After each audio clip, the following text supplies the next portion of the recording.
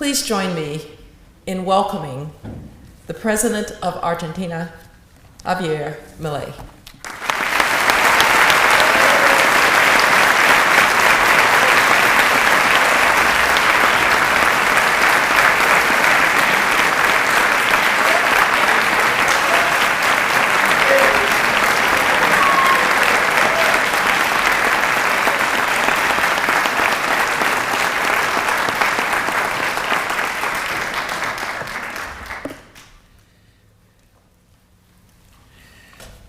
Buen día, muchísimas gracias por permitirme tener el honor de estar aquí con ustedes y por poder transmitirle algunas de las ideas que están siendo muy importantes en lo que tiene que ver con el gobierno que nosotros estamos llevando a cabo en Argentina. Naturalmente, en ningún momento dejo de ser economista y hay cuestiones que se vuelven súper importantes, sobre todo en lo que tiene que ver con la toma de decisiones. Y en la charla de hoy me quiero focalizar en uno de los temas que desarrollo en mi reciente libro, que se llama Capitalismo, Socialismo y la Trampa Neoclásica. Básicamente quiero ir sobre lo que técnicamente se denomina un fallo de mercado, que se define como no convexidad, es decir, cuando hay estructuras de mercado concentradas, y cómo la regulación, termina matando la innovación y el crecimiento económico. En ese sentido, básicamente la charla está separada en 5 partes. Lo primero que voy a hacer es plantear la lógica de la estructura conceptual de lo que voy a estar presentando. Digo, cuáles son los elementos fuerza que están detrás de la argumentación. Y obviamente que después, una vez que hago esto, voy a empezar a elaborar donde yo considero que la estructura neoclásica tiene un problema, un fallo, un error, y que eso deriva en intervención del Estado y que eso es lo que termina matando el crecimiento económico. Básicamente, el primer elemento de la estructura conceptual es una idea de Mises. Mises señalaba que solamente había 2 sistemas económicos en forma polares, ¿no? O sea, por un lado el capitalismo de libre empresa, y en el otro extremo, el socialismo real. Esa idea, combinada con un trabajo de Hayek, digamos, muy famoso, que es el libro Camino de Servidumbre. El libro Camino de Servidumbre señalaba que cada vez que aparecía una intervención del Estado, el resultado terminaba siendo peor que lo que había originalmente. Hay una frase de Milton Friedman, quien pasó mucho tiempo aquí en el Instituto Hoover, que decía que en general la corrección de un fallo de mercado por parte del Estado termina siendo peor que lo que teníamos originalmente. Y básicamente entonces lo que señalaba Hayek en Camino de Servidumbre es que cada vez que había una intervención el resultado era peor, y que eso motivaba a los políticos a nuevas intervenciones.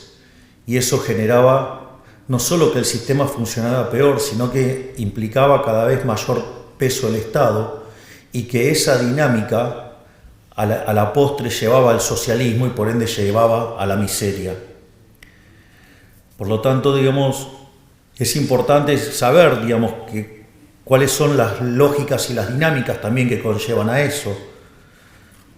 El primer punto, digamos, que tiene que ver con la imposibilidad del socialismo fue planteado ya en 1922 por Mises en su libro Socialismo, y lo que decía es que el socialismo era inviable porque no podía ser cálculo económico. Es decir, concretamente, si uno lo que está haciendo en una transacción es intercambiar derechos de propiedad, y que eso es lo que genera un registro histórico que se llama precio y que eso funciona como un mecanismo de transmisión de señal donde los agentes se coordinan, algunos serán compradores, otros serán vendedores, y que frente a la existencia de divergencias habrá ajustes, es decir, que el sistema de precios es un mecanismo de transmisión de información, de coordinación y de ajuste. El evento se dispara por el intercambio de los derechos de propiedad. Por lo tanto, cuando aparece el Estado e interviene, lo que está haciendo es interferir sobre el derecho de propiedad.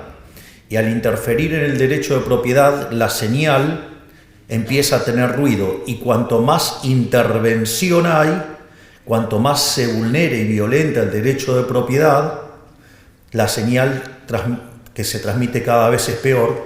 Y en el límite, en el socialismo real y sin propiedad privada, no hay sistema de precios y por ende el sistema se derrumba. Por eso, en todos los lugares donde se aplicó el socialismo fue un fracaso en lo económico, en lo social y en lo cultural.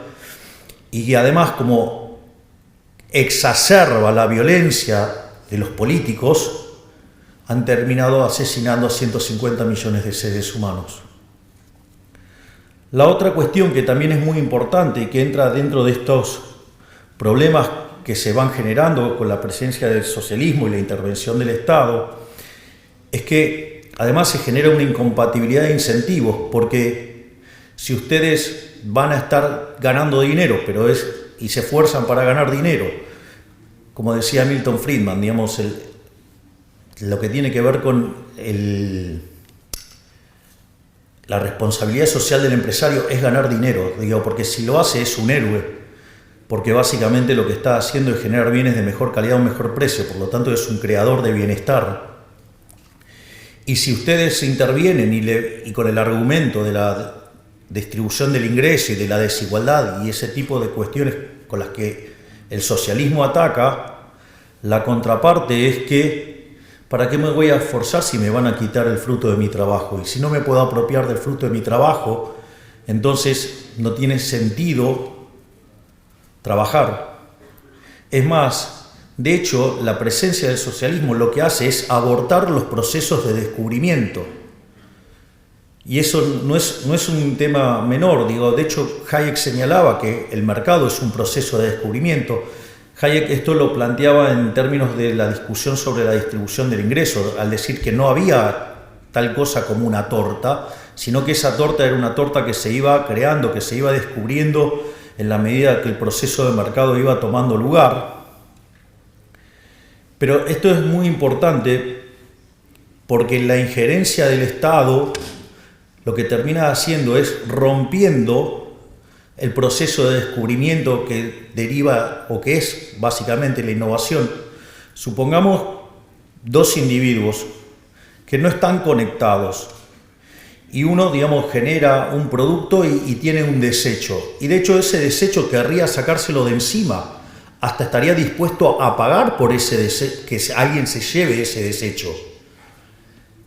Y sucede que en la otra parte puede haber otro individuo que ese desecho le podría servir como insumo y estaría dispuesto a pagar por él mismo. Pero entonces aparece un tercer individuo y que descubre que es una oportunidad de negocio, que es comprarle al primero y venderle al segundo. Es decir, y eso lo hace porque va a sacar un beneficio. Y si ese beneficio, que en realidad le está arreglando el problema a dos individuos, con lo cual es maravilloso. Recuerden que el primero estaba dispuesto a pagar con tal de que se lo lleven y el segundo estaba desesperado para conseguirlo para poder hacer su proyecto. Entonces este tercer individuo obviamente que le va a ir bien porque está resolviendo un problema.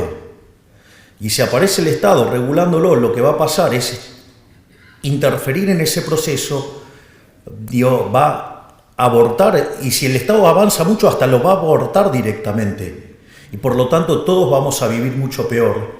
Probablemente, el caso más emblemático haya sido durante la pandemia con los barbijos.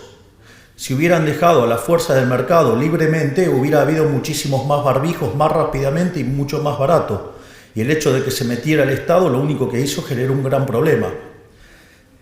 Naturalmente que en economías no tan intervenidas generó daño en economías súper intervenidas, como el caso de Argentina, hizo que Argentina tuviera 130.000 muertos por COVID, cuando si hubiéramos hecho las cosas como un país mediocre, hubiéramos tenido 30.000 muertos.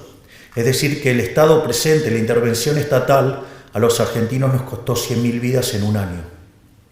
Es decir, la intervención del Estado a la postre termina siendo una intervención asesina de manera directa o indirecta.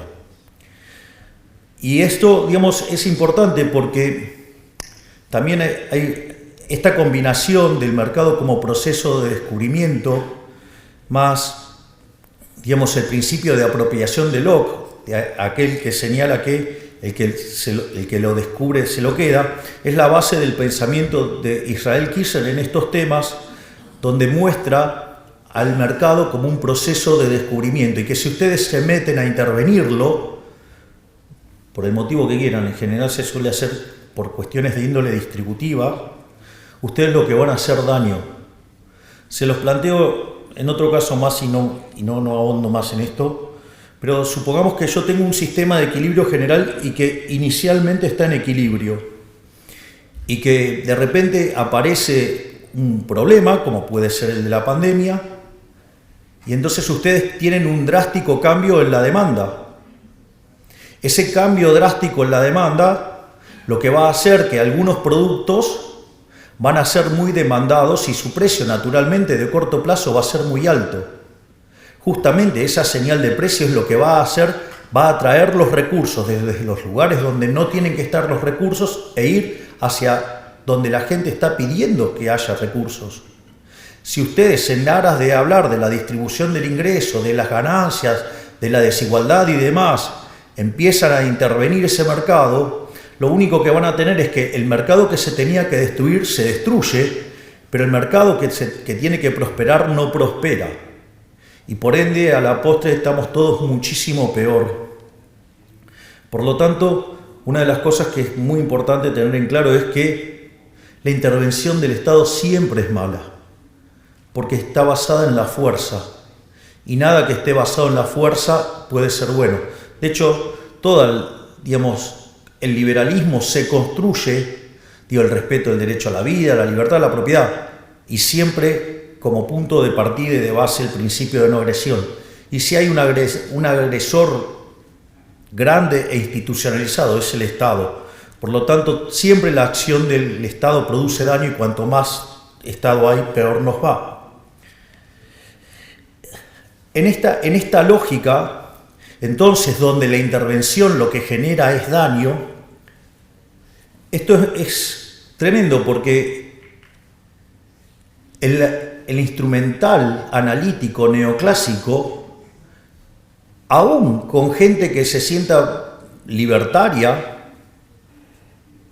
podría terminar siendo funcional al socialismo si abraza los modelos y toma cuenta de lo que se denomina como fallos de mercado, ya que la definición del fallo de mercado habilita supuestamente a una intervención. Y ahí, quiero hacer algunas reflexiones, porque una de las cosas que uno nota, uno cuando trabaja en el mundo de los negocios, es decir, uno usa modelos. ¿Por qué? Porque la realidad es compleja, entonces lo usa para hacer una simplificación, para poder comprender de mejor manera lo que está haciendo, focalizarse sobre las cosas que son verdaderamente importantes. Pero, cuando el modelo no mapea con la realidad, uno tira el modelo. Es decir, no se enoja con la realidad. Si ustedes en una empresa se enojan con la realidad y se quedan abrazados al modelo, van a perder sus empleos porque van a estar perdiendo un montón de dinero. Entonces, lo primero que uno, aprende cuando está en la trinchera es entender que si el modelo no mapea con la realidad, vuela el modelo. Sin embargo, en el mundo neoclásico, cuando la realidad no mapea con el modelo, lo llamamos fallo de mercado.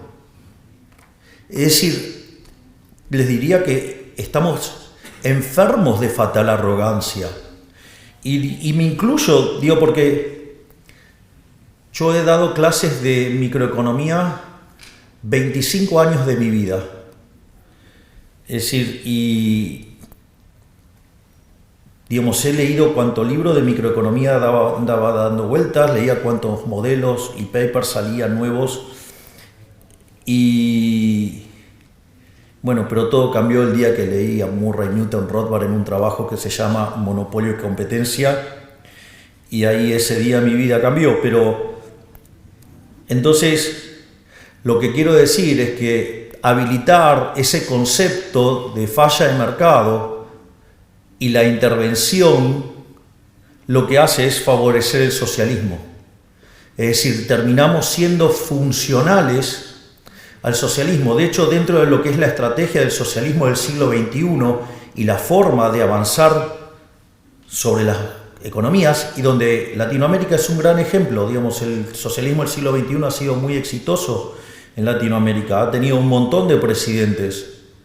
Digo, en Argentina tuvo 4 periodos kirchneristas, en Uruguay ha tenido a Pepe Mujica, ha tenido a Tabaré Vázquez, en Chile ha tenido a Lago, a Bachelet 2 veces, a Boric ahora, en Paraguay han tenido a Lugo, en Brasil han tenido 2 gobiernos de Lula, uno de Dilma Rousseff, después Lula nuevamente, tienen a Petro en Colombia, tienen a Castillo que estuvo en Perú, a López Obrador en México, creo que no me estoy olvidando a ninguno, y después en España tienen a Pedro Sánchez, que es algo así como un kirchnerista, y ya no diría que es de buenos modales porque no los tiene.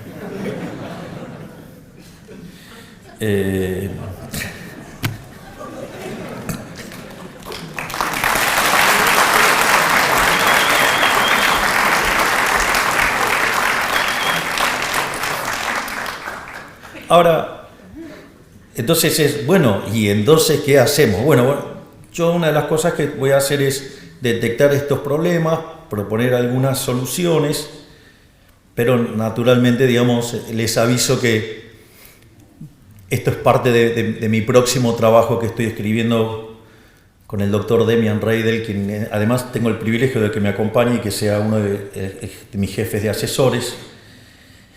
Pero digo, voy a estar dando algunas pistas de por dónde creo que pasa la solución.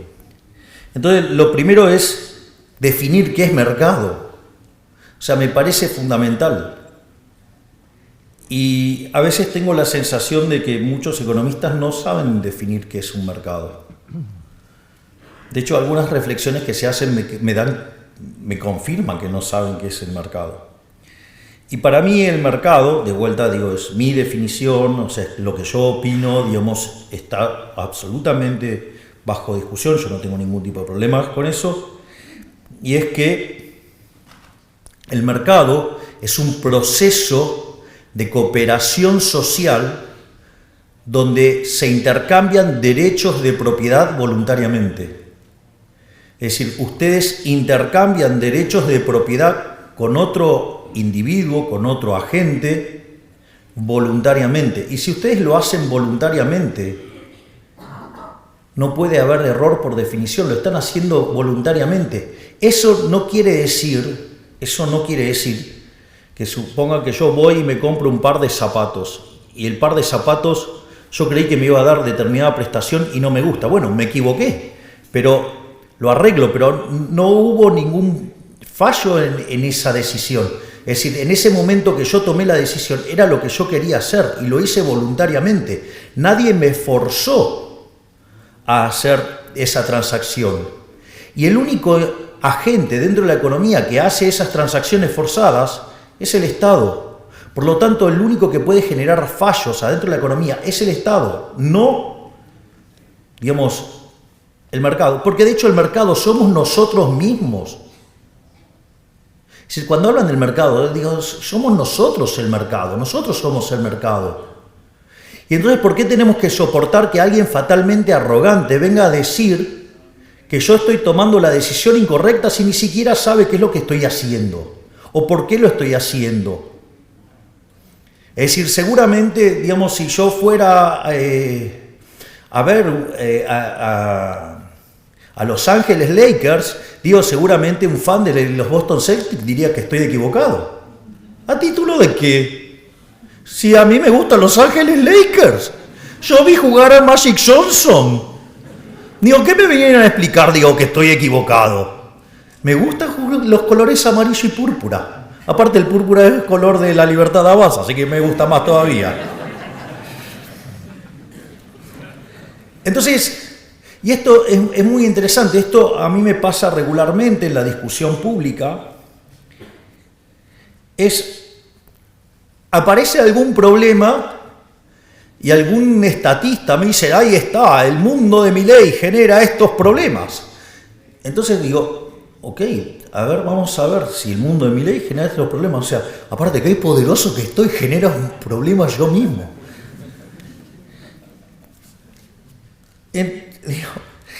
Entonces, nada, digo porque hay cosas que me pasan por la cabeza que obviamente no las puedo contar porque tengo una restricción que sigo siendo jefe de Estado. Así es que cuando escuchan, cuando ven que hago hay así como un silencio, les pido por favor que me entiendan. Entonces, una de las cosas que yo digo es, si ustedes creen que hay un fallo de mercado, en un determinado mercado, la primer prueba que propongo es que se fijen si no está la intervención del Estado. Porque no sea cosa que en realidad lo que ustedes están percibiendo como un fallo de mercado, en realidad es justamente los daños que causa la acción del Estado. Y si ustedes corrieran al Estado del medio, seguramente que estaríamos mejor. Entonces, el primer punto es, vayan y chequeen si está metido el Estado. Ahora, si ustedes fueron, chequearon y el Estado no está metido, les hago una sugerencia. Vayan y hagan el análisis de vuelta porque está mal. Es decir, obviamente, yo soy un liberal libertario. Entonces, nada, lo que voy a dar es fundamentación de por qué digo lo que digo. Entonces la pregunta es cómo, digamos, o sea, a mí me motivó todo esto. Una de las cosas que a mí me pasaron, digamos, de tanto hacer microeconomía y equilibrio general, cuando apareció toda la literatura moderna de crecimiento económico, digo, me resultaba muy amigable, toda microfundamentada, me resultaba de muchísima facilidad, a punto tal que me puse a estudiar crecimiento económico y me terminé especializando en temas de crecimiento económico con y sin dinero. Algo que también, digamos, está motivado por el hecho de que el economista más importante de la historia argentina, Miguel Sidrowski, era especialista en crecimiento económico con dinero. Entonces tenía ya, digamos, una cierta atracción por eso. Y los microfundamentos me habían resultado de muchísima utilidad y haber dado clases también de economía matemática también me ayudaban. Entonces es que empecé a trabajar en estos temas. Y en un momento me invitaron a dar una charla en el World Economic Forum, no la última que hice tanto escándalo, cuando era una persona más tranquila. Que me invitaron a hablar sobre demografía y crecimiento, y cuando empiezo a mirar esto, me encuentro con los trabajos de Angus Maddison, y me encuentro con algo que todos ustedes conocen, yo igual lo voy a describir, pero seguramente todos ustedes lo conocen, que es lo que se llama el palo de hockey. Es decir, esa serie que presenta Angus Maddison con 2000 años de historia, es decir, desde el año 0 de la era cristiana hasta el año 2000, y que nos encontramos que el PBI per cápita durante 1800 años prácticamente estuvo constante, que solamente hubo un 40% de incremento del PBI per cápita en lo que tiene que ver en el siglo XVI, es decir, después del descubrimiento de América, y que la verdad es que era una serie absolutamente monótona, una serie que, digamos, si uno se paraba allá por el 1800 y tenía que elegir entre quedarse con Adam Smith o Malthus, parecía lo más razonable quedarse con Malthus. Sin embargo, digamos, después de la Revolución Industrial, digamos, el PBI per cápita subió cerca de 10 veces. Y eso se da en un contexto donde la población se multiplicó por lo menos por 7 veces. Entonces, frente a esa situación, lo que uno ve es que estamos ante la presencia de rendimientos crecientes. Tenemos más gente entrando en el mercado y, sin embargo, la productividad sube. Si el PBI per cápita subía, es decir, lo que pronosticaba Malthus no se daba. Y eso, digamos, la presencia de rendimientos crecientes, es decir, que en la terminología de fallo de mercado se llaman no convexidades, o si ustedes quieren ponerlo de otro nombre, en que hay estructuras de mercado concentradas. El problema es que si ustedes lo plantean en términos microeconómicos, eso es un supuesto fallo de mercado, o por decirlo de alguna manera, los monopolios son malos. Entonces, si los monopolios son malos o las estructuras de mercado concentradas son malas, ¿cómo podemos decir que es malo si cuando en el año 1800 vivía más del 95% de la población por debajo de la línea de pobreza extrema y en el año 2000 ese número había caído a menos del 10%? Es decir, cómo algo que generaba tanto bienestar o que generó tanto bienestar desde la óptica de la microeconomía, digamos, eso estaba mal. Hay varias respuestas, o sea, la respuesta más fácil, más simple, más obvia, uno la podría encontrar ya en un libro muy lindo, un libro chiquito, un libro de divulgación.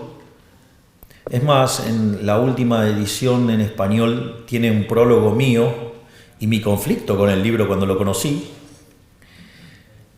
Debe ser por eso que me dediqué a la política, porque me encanta el conflicto. Pero al margen de la humorada, hay un libro de Henry Hazlitt que se llama La economía en una lección, y él arranca y dice, bueno, ¿cuál es la lección de economía? Separa entre el mal economista y el buen economista. Dice que el mal economista es el que se focaliza solamente en un mercado y en un solo periodo de tiempo, mientras que el buen economista no solo mira un mercado, sino que mira a todos los demás y no solo considera las consecuencias de lo que pasa hoy, sino que además considera también las implicancias sobre el futuro. Es decir, está hablando de un economista, el mal economista es un economista que solamente hace equilibrio parcial y de un solo periodo, y el buen economista hace equilibrio general intertemporal. O sea, esa vendría a ser la definición. Pero digo, al margen de esto, lo más importante entonces es, bueno, entonces ¿cómo rastreamos el problema? ¿Dónde está el problema? Entonces ahora les voy a expoliar la respuesta y después voy a dar las explicaciones. Desde mi punto de vista, el origen del problema está en la interpretación de la mano invisible, de la idea de la mano invisible bajo la lógica de Pareto, que hace que la mano invisible sea incompatible con la idea de la fábrica de alfileres, es decir, los rendimientos crecientes. Y cuando uno avanza en la estructuración formal del análisis de la eficiencia, ¿sí? Digamos, elegir determinadas construcciones matemáticas hacen que entre en disputa la mano invisible con la fábrica de alfileres. Y eso tiene consecuencias analíticas claras, Y a partir de esa construcción, cuando metemos cuestiones normativas adentro del análisis del equilibrio, es donde empieza a aparecer este conflicto entre la realidad y el modelo. Conflicto que nosotros, digamos, lo llamamos fallos de mercado. Entonces, digamos, cuando aparece el problema de las no convexidades, entonces digamos, tiene que ver con las estructuras de mercado concentradas, con los monopolios. Podemos tener el caso de los bienes públicos. Por ejemplo, hay algo muy divertido con los temas de los bienes públicos. Solemos discutir en términos de bienes públicos, en términos de rivalidad en el consumo y de exclusión. Y cuando uno mira, entonces, por ejemplo, el caso emblemático que se utilizaba para describir un caso donde no se cumplía la rivalidad en consumo y la exclusión, era el tema de los faros. Y en una de esas reuniones que tenía Milton Friedman y otros economistas en Chicago, solía participar un abogado que obviamente que no estaba contaminado con todo el herramental neoclásico que estamos contaminados nosotros los economistas de base. Entonces encontraba soluciones muy divertidas y entonces decían, bueno, que el caso emblemático eran los faros y los faros y los faros. Entonces quiso este abogado, que después ganó el Premio Nobel de Economía, que vivió hasta los 104 años, si no me equivoco, que se llamaba Ronald Coase. Entonces, ¿qué es lo que hizo? Fue y analizó todos los faros del siglo XIX. Supuestamente era un caso emblemático de fallo de mercado, y era el caso de los bienes públicos, y ahí se requería la intervención del Estado y lo que fuera. Y adivinen qué descubrió, que eran todos privados. Es decir, que los economistas no sepamos, digamos, describir bien el problema, no está el problema en la realidad, está en que tenemos herramientas que están mal. Y esto es un tema, el tema de los bienes públicos. Se los voy a hacer. Yo creo que cuando yo se los cuente, ustedes van a creer que esto es un chiste. Pero créanme que en la vida real no lo es, y mucho menos en Argentina. Puede ser que esté afectado, digamos, por el caso. Pero supongamos que ustedes tienen dos comunidades separadas por un río. Y entonces descubren que si ustedes hacen un puente, podrían intercambiar con la otra comunidad, están ampliando el tamaño de mercado, por lo tanto, digamos, van a tener mayor división del trabajo, mayor productividad, mayor bienestar. ¿Vos tenés una camiseta de Boca ahí? Bien. Eso es populismo.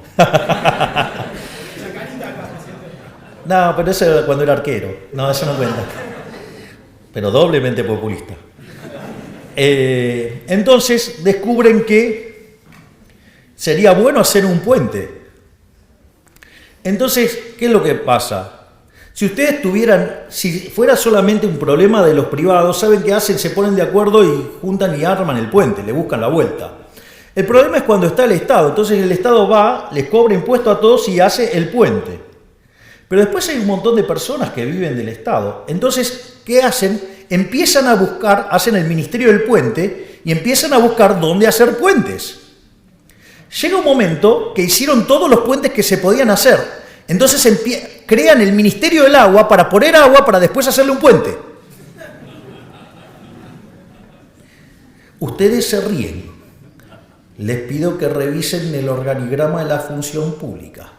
Por suerte, digamos, acá tengo conmigo que me está acompañando este profesional formidable, maravilloso, que es mi ministro de Economía, Luis Caputo, que es el que está llevando a cabo la motosierra. Y de eso estamos sacando un montón de cosas.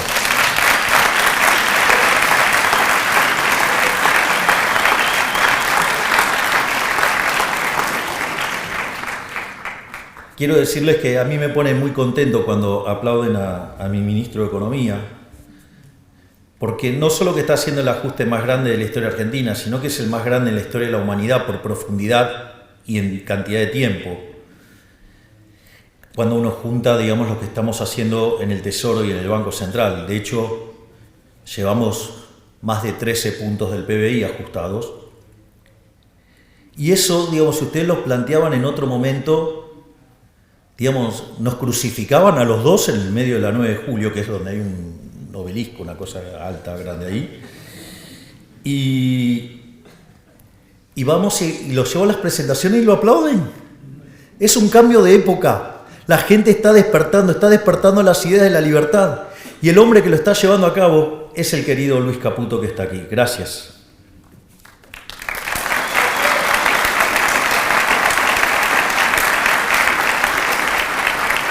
Obviamente que hay otro tipo de supuesto fallo de mercado y que lo podríamos analizar. Digo, externalidades. Ustedes, toman el caso de las externalidades. Las externalidades en consumo. En realidad las externalidades en consumo es para evitar ese punto, es para que no haya un problema de circularidad en la resolución del problema de equilibrio general.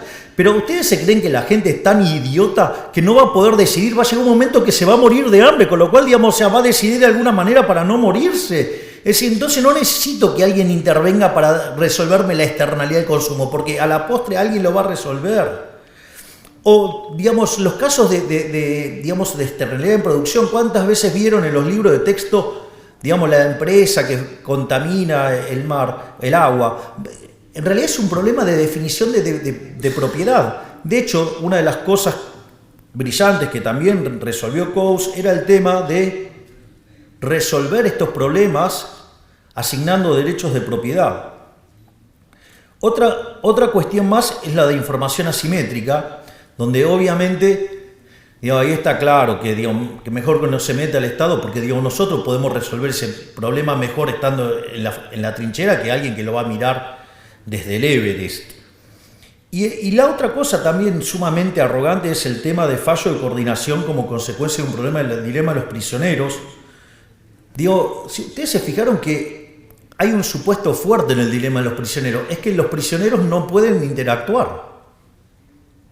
Es decir, ustedes se dan cuenta que ese supuesto tan simple tiene un nivel de violencia institucional grosero. Y entonces, como agarro y meto ese nivel de violencia institucional grosero, entonces ahora necesito un organismo violento para resolver el problema de coordinación, como si los agentes fueran idiotas. Y los agentes no son idiotas, los agentes son inteligentes. El problema es que hay un montón de sátrapas metidos en el medio que se llama Estado y que viven de nuestra plata y que por eso generan estos problemas. ¿Para qué? Para vivir ellos, no para que nosotros estemos mejor. Es decir, ellos se autocrean su propia demanda. ¿Por qué? Porque tienen el poder coercitivo del Estado en el medio. Es decir, el tipo que está en el Estado, se fija que puede regular. Una cosa que le va a pasar con los reguladores, y esto es importante que lo tengan. Como están en esa oficina y necesitan justificar por qué están calentando la silla, crean regulaciones para justificar su existencia y nos arruinan la vida a todos. Esto no es menor. Porque esto tiene implicancias directas de cómo esto impacta negativamente sobre la innovación, por ejemplo. Bueno, regulan porque no saben, regulan porque tienen que calentar la silla, regulan por lo que sea y nos están arruinando la vida.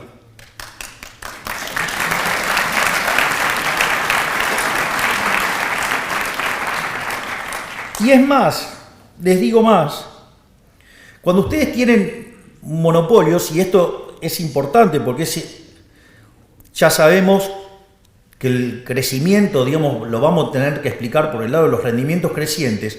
Cuando ustedes empiezan a regular y ustedes miran cualquier modelo de regulación, una de las cosas que pasa es que cuando ustedes regulan, dado el marco normativo que implica el modelo competitivo, regulan a esos monopolios para que se parezcan lo más parecido posible al modelo competitivo.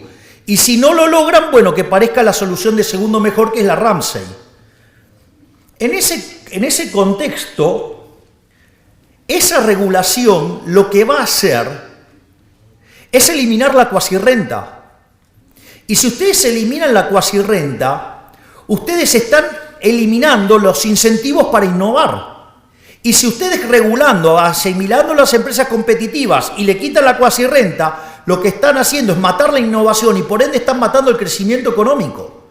Por lo tanto, cuando ustedes se ponen a regular, la contracara, ¿cuál va a ser? Va a ser que no van a crecer. ¿Cuál es la región del mundo que menos crece? Por escándalo, Europa.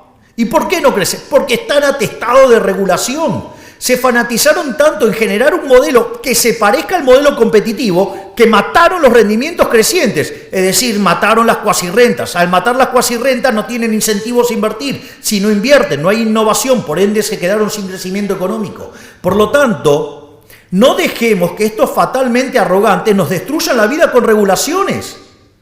Vayamos a una sociedad muchísimo más libre, ¿sí?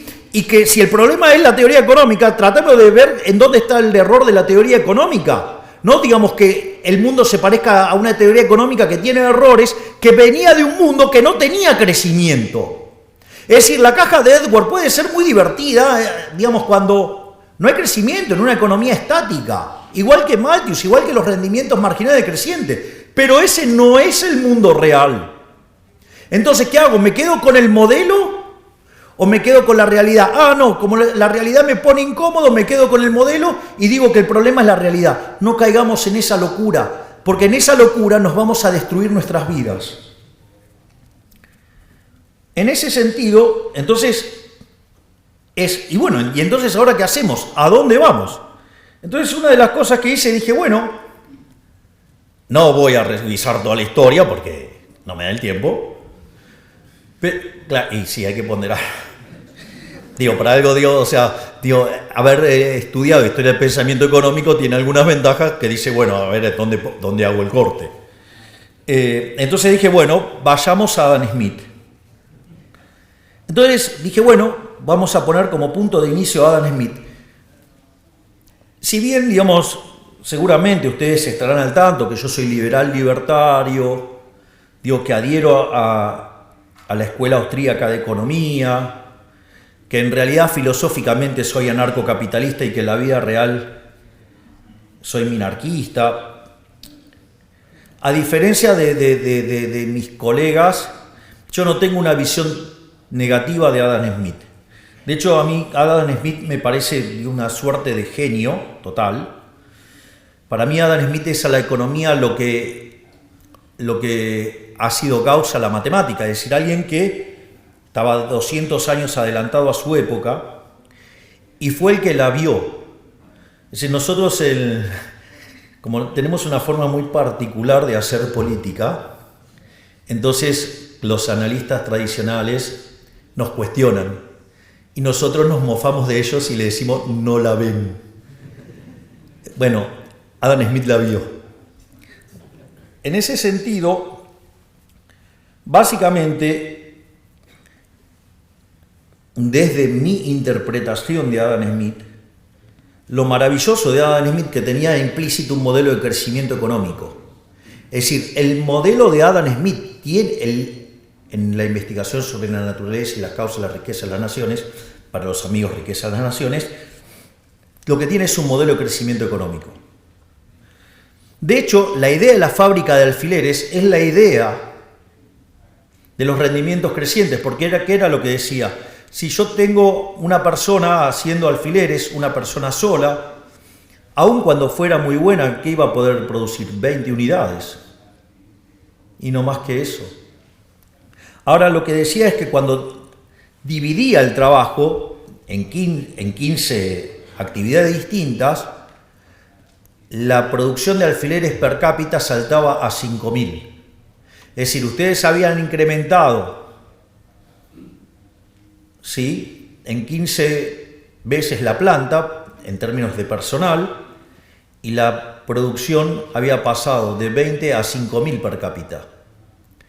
Y después dice, hay algo que es muy interesante y que a la luz de lo que se viene tejiendo y tallando respecto a las interpretaciones del futuro, en especial con la maravilla que implica, la inteligencia artificial, que es la exacerbación de los rendimientos crecientes, sobre todo para aquellos equilibrios distópicos.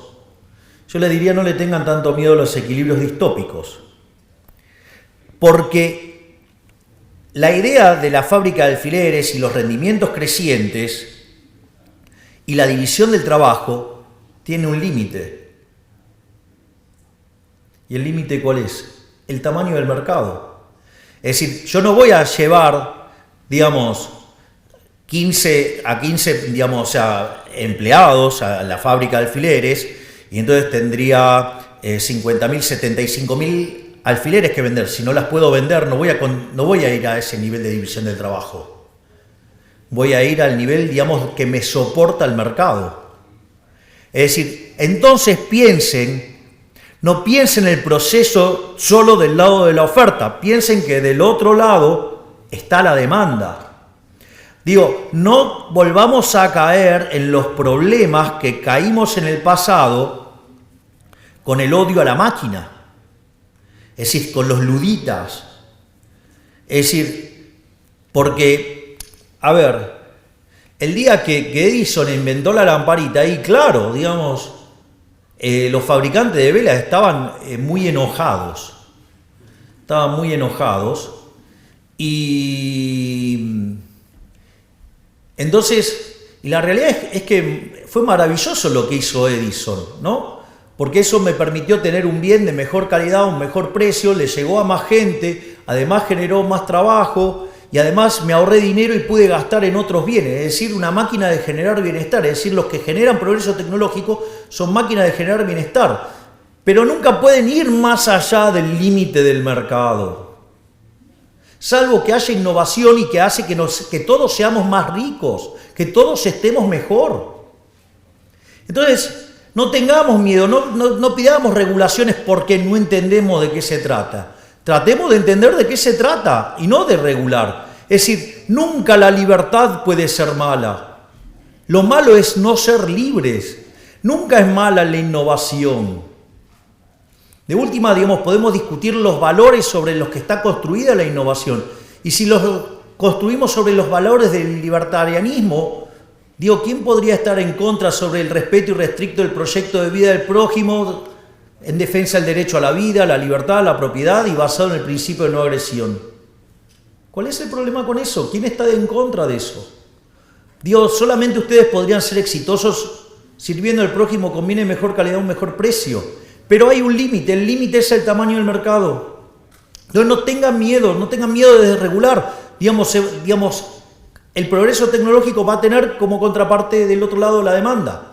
¿O acaso ustedes creen que van a generar progreso tecnológico para seres que no existen? ¿Cómo van a hacer semejante locura y van a estar hundiendo un montón de dinero en eso si en realidad ese dinero viene de seres humanos? Y no digo que van a tirar plata para tirar plata. Yo no conozco empresarios que se dediquen a quemar plata por deporte. La otra cosa que también tiene muy interesante, digamos, la obra de Adam Smith, es que contemplaba el aprendizaje en la práctica, es decir, el modelo de learning by doing, y además contemplaba el progreso tecnológico, porque básicamente lo que decía Adam Smith era que una persona en su trabajo, cada vez que lo iba haciendo más veces, lo hacía cada vez mejor, es decir, learning by doing. Y que en algún momento encontraba una forma de producir lo mismo, pero utilizando menos trabajo, y se daba ahí un salto discreto. Ese salto discreto, ¿cómo lo llamamos? Progreso tecnológico. Es decir, que Adam Smith no solo tenía contemplado los rendimientos crecientes, tenía el problema de la división del trabajo, tenía bien definido cuáles eran los límites de eso, sino que además tenía un modelo de crecimiento que además contemplaba el learning by doing y contemplaba el progreso tecnológico. Todo en el año 1776, siendo que además le costó 10 años escribir el libro. Si no me dicen, si no era un avanzado, no sé qué es un avanzado. Y lo otro que era interesante es en los mercados libres y en la intervención mínima del Estado. Y eso, digamos, el corolario de eso es la mano invisible, que cada uno, guiado por su propio interés, conduce al bienestar general. Y en el plano monetario, bueno, tenía un modelo de patrón oro. Ahora, una vez que tenemos la obra de Adam Smith, está claro que hoy es fácil, digamos, ya conociendo los resultados, sabemos que Adam Smith tenía razón. pero en ese momento no era tan evidente. Parados en 1776 no era tan evidente. Y por eso ustedes tienen que, en el año 1801, si no me equivoco, pero digamos por ahí dando vuelta, o 1800 o número parecido por ahí, apareció el trabajo de Malthus y la idea de los rendimientos marginales decrecientes. No parecía algo alocado a la luz de lo que habían sido, por ejemplo, los 1800 años anteriores. Y además, o sea, antes del año 0 tampoco difería mucho de lo que fue después, hasta el 1800. Y eso tenía un sentido porque decía que cuando alguien llegaba, ocupaba la mejor parcela de tierra. Y cuando llegaba el segundo, ocupaba una menor y así sucesivamente. Entonces la productividad marginal era decreciente. ¿Sí? Y eso hacía, digamos, que los salarios reales, digamos, cada vez fueran menores. Y eso, digamos, después Malthus lo interactuó, digamos, con la pasión por los sexos, llegó a la ley de hierro a los salarios, y derivó un montón de relaciones aberrantes que no, digamos, no vamos a estar discutiendo ahora, pero digo, relaciones aberrantes que ya venían desde muchísimos años atrás, pero digamos, no es el eje de la discusión de este momento ir ahí. Y esa idea, digamos, fue continuada por Ricardo, por Stuart Mill, hasta que llegó a Marx. Y la realidad es que en ese momento es cuando aparece la teoría neoclásica, superando a los clásicos, y es el tema de la teoría subjetiva del valor, que es ahí donde aparece Menger por un lado, Kuhn-Staben-Jevons por otro, y León Walras. Los menciono porque es importante, porque en algún momento la teoría económica va a tener que volver para atrás, en una parte de la historia, después de Keynes, y eso, digamos, va a ser relevante, digamos, de dónde se van a nutrir. Y en ese sentido, ya cuando estamos entrando al siglo XX,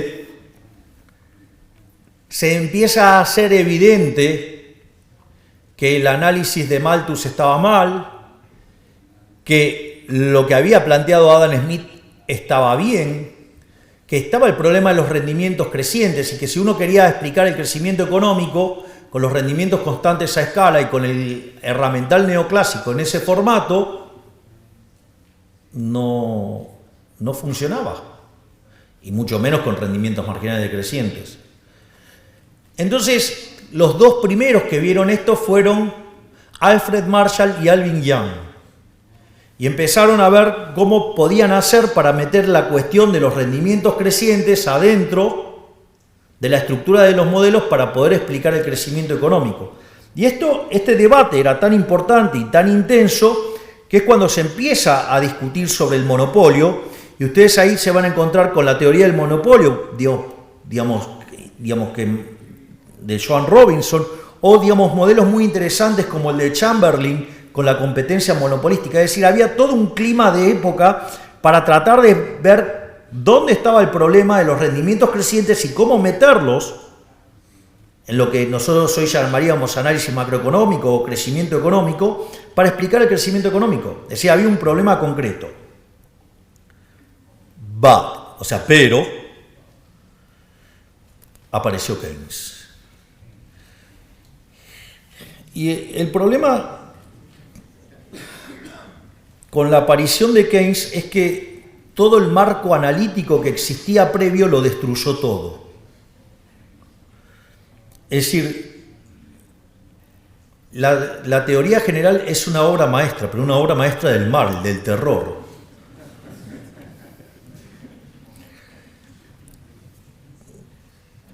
No me quiero poner a hablar sobre Keynes porque si yo hago esto se me van a ir 7 horas y tengo un montón de reuniones a las que no voy a llegar. Voy a tratar de ser... A ver, ¿cómo funcionaba el modelo, cómo funcionaba el análisis macroeconómico pre-Keynes? No se llamaba macroeconomía, pero no importa. Hoy lo podemos pensar así. Eran lo que se llamaban los modelos a la Wiesel, que eran modelos de naturaleza intertemporal, donde la interacción entre ahorro e inversión determinaba la tasa de interés, la que se llama la tasa de interés wieseliana. es decir, como la tasa de interés siendo un mecanismo de coordinación intertemporal, que no es ni más ni menos que el precio relativo de los bienes presentes respecto de los bienes futuros, y en el mercado de dinero se determinaba el nivel de precios. O sea que era un modelo de características intertemporal, donde en el mercado de bienes se determinaban los precios relativos, ¿sí? Y si lo pasaban a criterio intertemporal, ahorro-inversión, determinaban la tasa de interés, y eso tenía que tener todos los precios relativos alineados en términos de bienes para que todos coincidieran que tenían la misma tasa de interés, para que no haya arbitrajes intertemporales. Y ahí lo que hizo Keynes fue romper todo.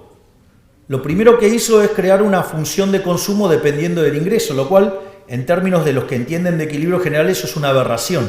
Las funciones de equilibrio general no contemplan cantidades, contemplan todos los precios. De hecho, digamos, un modelo de equilibrio general viene determinado por las preferencias, las dotaciones y la tecnología. Y si sacan las funciones de exceso de demanda, dependen de los precios. No hay, el ingreso no aparece ahí. Eso es una cosa. El ingreso se deriva de vender mis dotaciones y de la participación que tengo en los beneficios. Por ende, digo, con los precios está toda la información. Pero como Keynes no era economista y solamente había tomado un curso con Marshall, que era el campeón del equilibrio parcial, se le ocurrió meter ahí en la función de consumo el ingreso.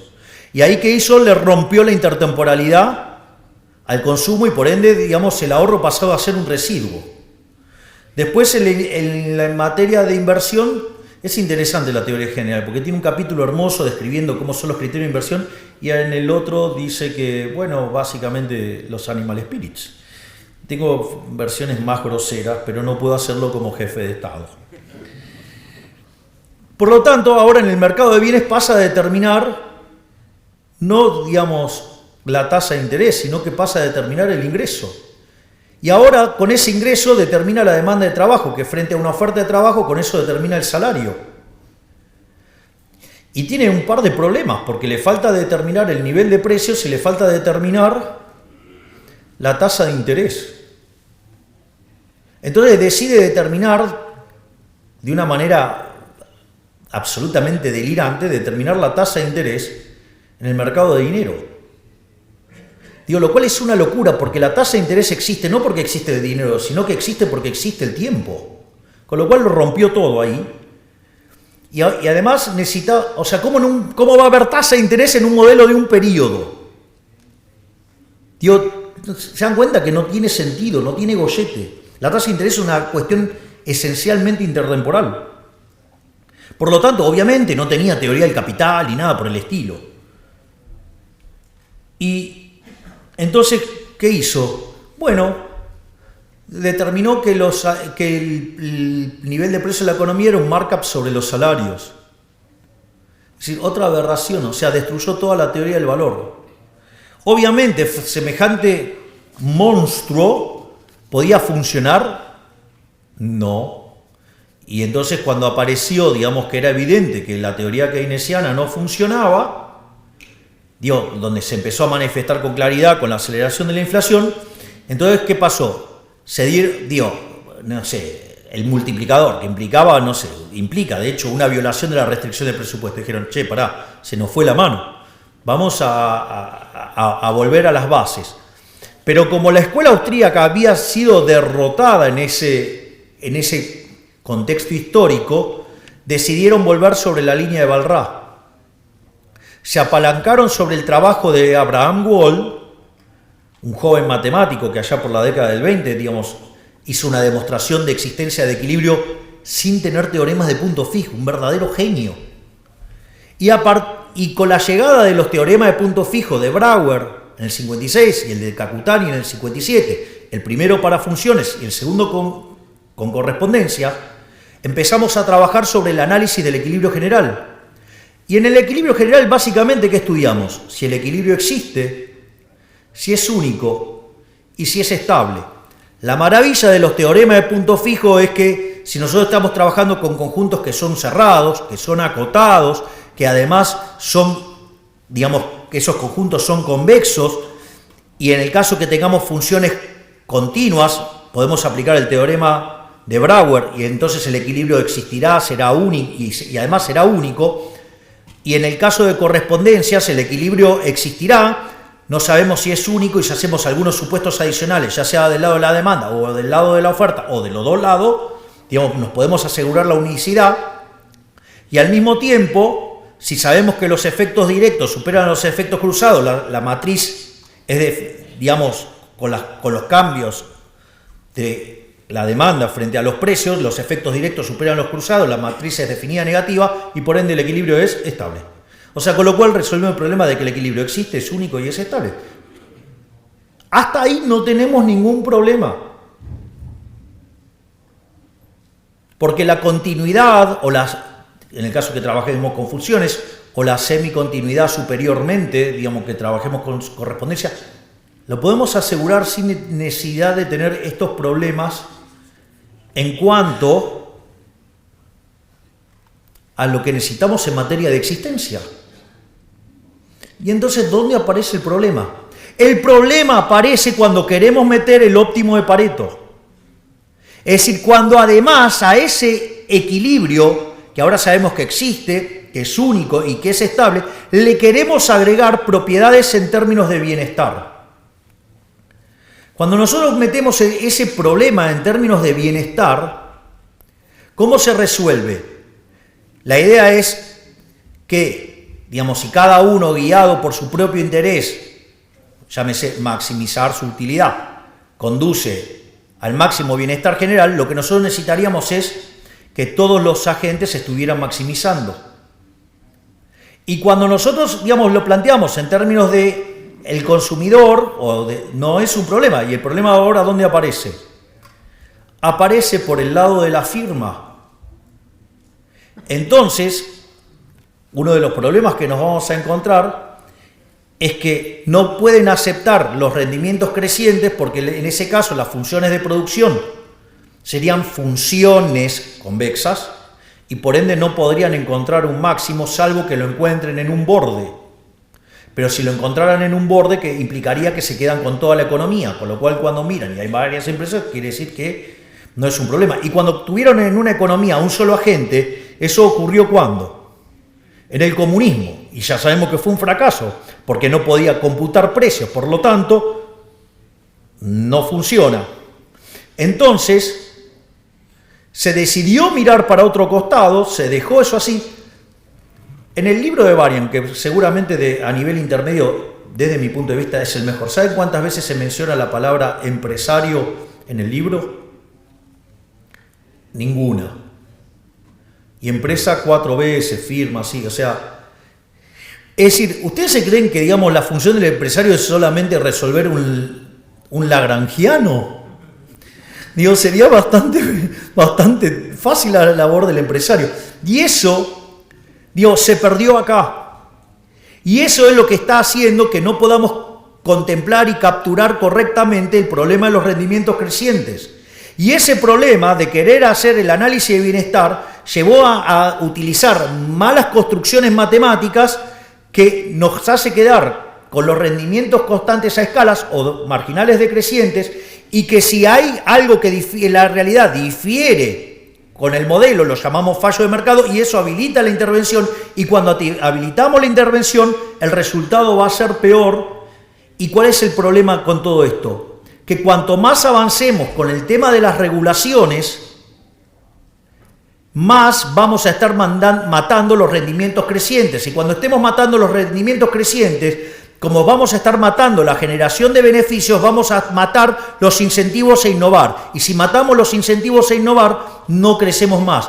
Por lo tanto, sugiero, porque ya no me dan los tiempos, leer activamente un trabajo de Murray Newton Rothbard, el inventor del anarcocapitalismo, que se llama Monopolio y Competencia, que está dentro de un libro maravilloso que también recomiendo leer, los 3 tomos, que se llama El hombre, la economía y el Estado. El tercer tomo se llama Poder y Mercado, pero es parte de la misma obra, que es cuando Rothbard se vuelve anarcocapitalista,